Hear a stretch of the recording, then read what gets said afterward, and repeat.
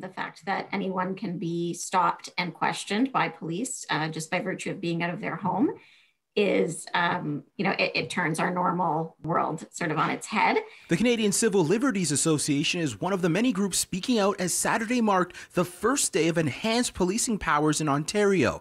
This attempt by the Ford government to curb the skyrocketing increase of COVID-19 cases will last about 6 weeks. It's also a democratic problem, frankly, because this is a decision that was made by cabinet that was not subject to any debate or discussion by the Legislative Assembly. And, that's the place we're in because we're in a state of emergency, but it's a pretty extraordinary thing. According to the province, police and other provincial offences officers will have the power to require people to provide their home address and reason for not being at their residence. Authority has also been given to stop pedestrians and motorists to inquire why they have left their homes. Doug Ford is desperate, and that is very clear.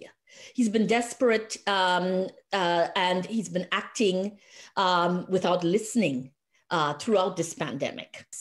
I've noticed that he has downscaled the scope, as he said, because of all of the backlash.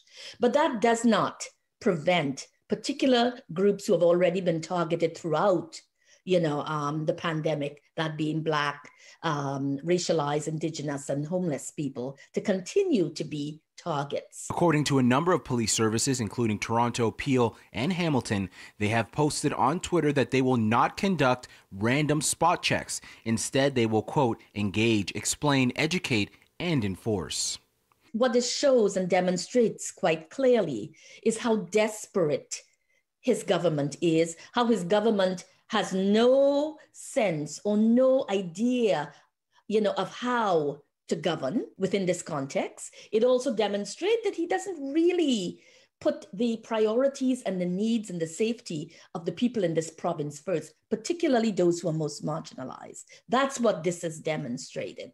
It has demonstrated that he is bankrupt as a government and that he does not and he cannot continue to govern this province and to govern it safely. On Twitter, the Ontario Provincial Police said it will be enforcing new measures to limit the transmission of the COVID-19 virus and variants. This includes strict measures at the borders and limitations to recreational activity.